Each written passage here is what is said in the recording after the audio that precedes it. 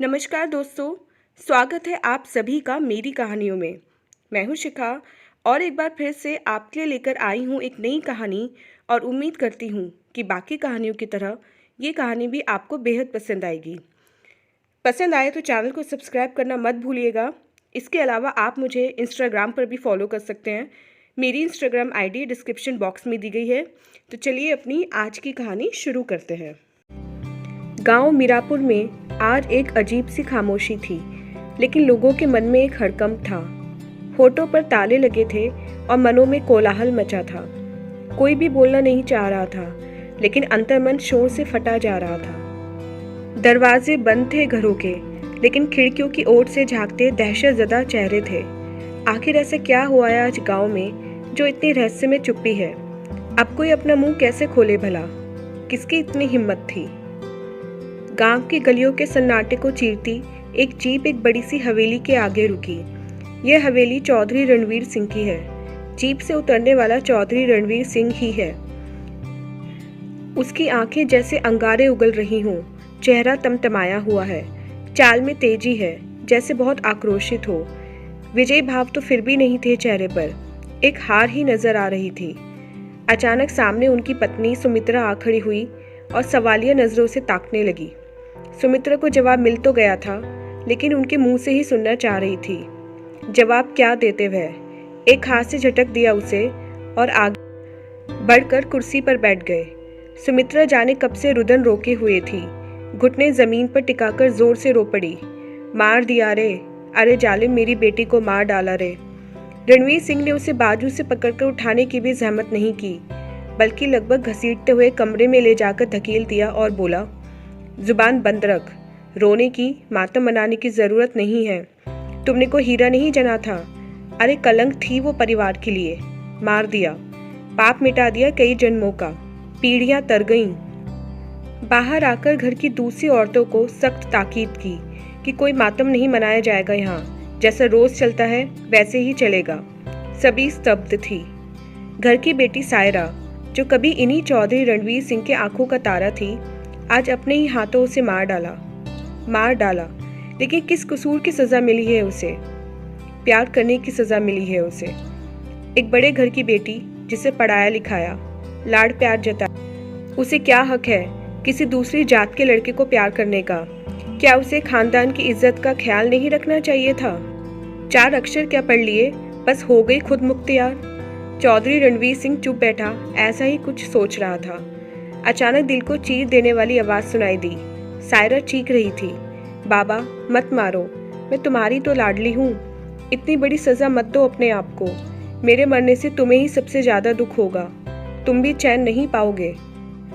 सुनकर अचानक खड़ा हो गया रणवीर सिंह और ताकने लगा कि ये आवाज कहाँ से आई। फिर कटे वृक्ष की भांति कुर्सी पर बैठ गया, क्योंकि यह आवाज तो उसके भीतर से ही आ रही थी। पेट से जैसे मरोड़ की तरह रुलाई ने फूटना चाहा, लेकिन वह क्यों रोए? क्या गलत किया उसने?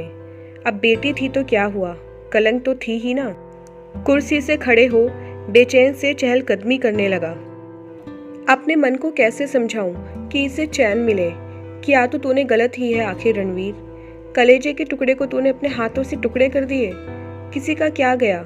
तेरी बेटी गई। तुझे कन्या की हत्या का पाप भी तो लगा है। क्या तो उसे और समय नहीं दे सकता था?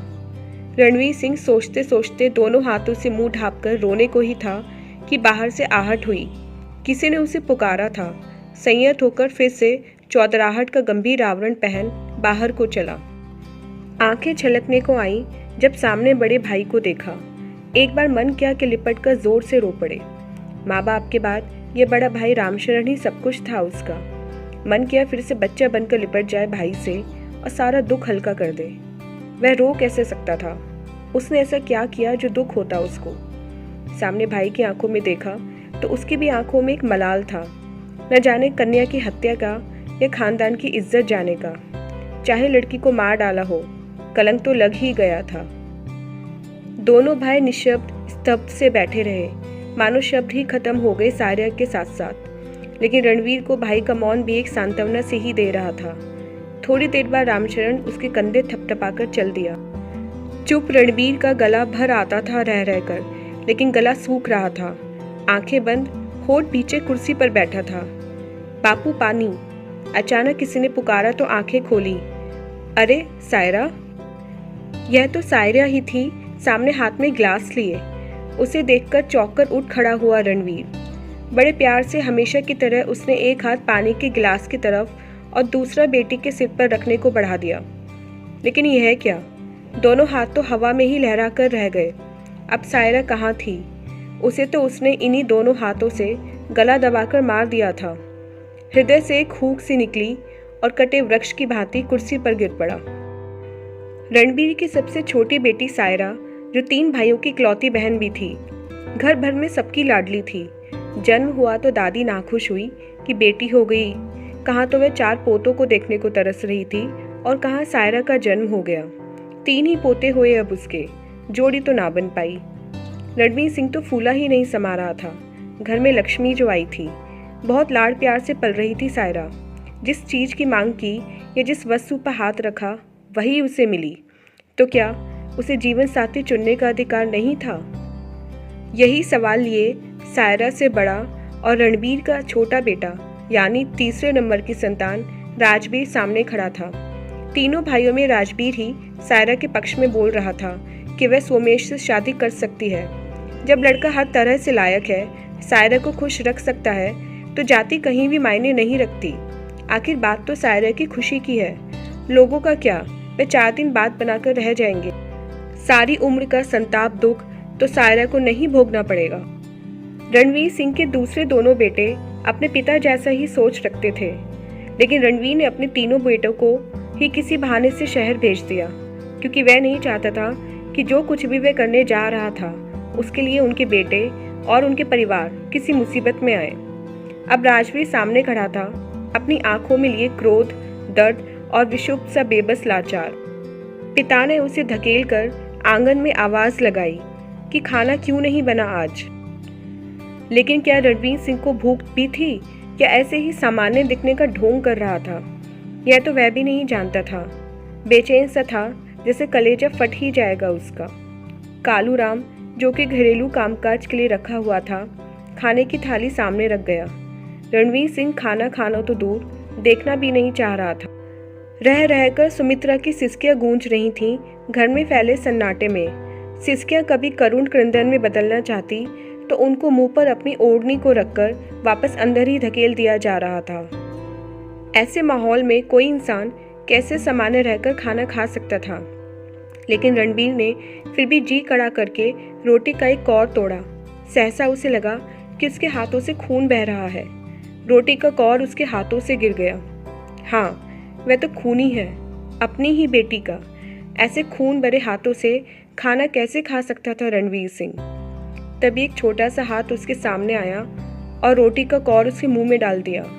यह नन्ही सायरा ही थी।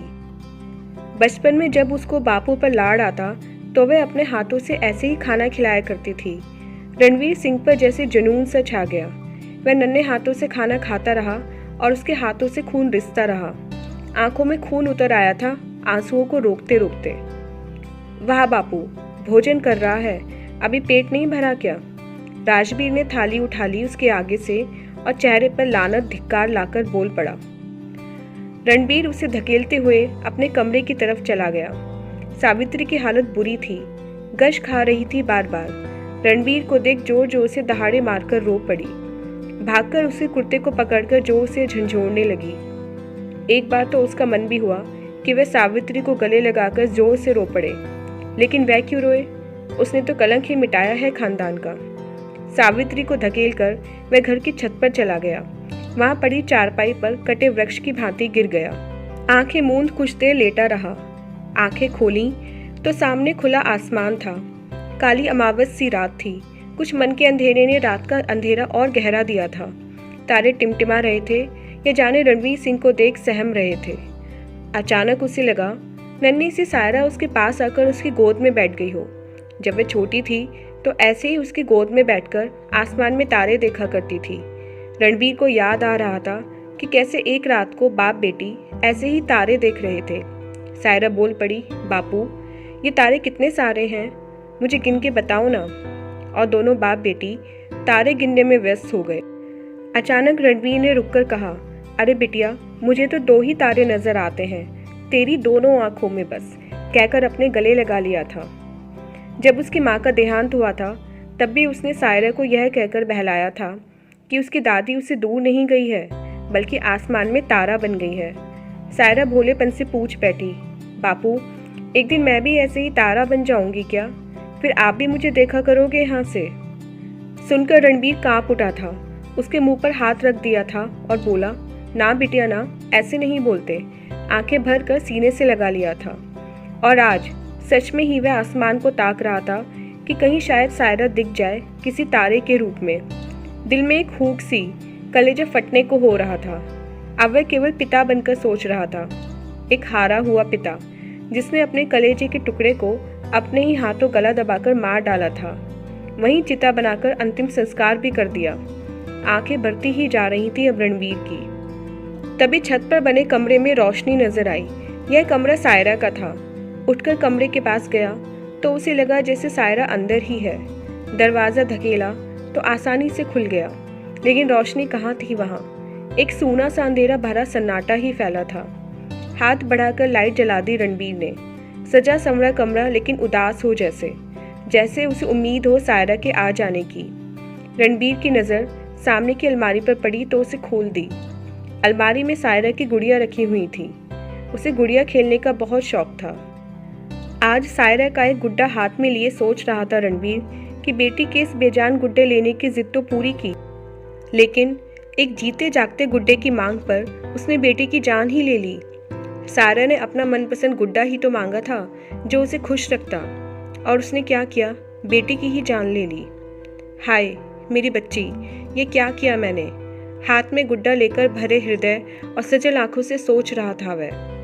सामने की दीवार पर सायरा की तस्वीरें थीं, छोटी सी गुड़िया से लेकर कॉलेज जाने तक की।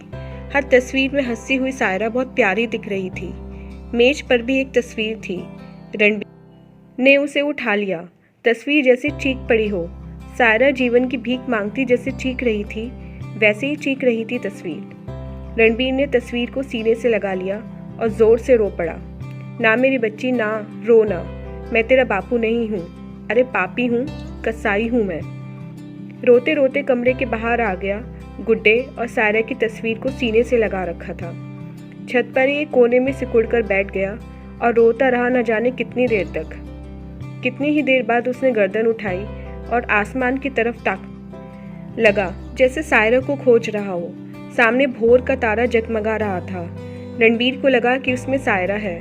तारे को देखकर वह फिर रोने लगा।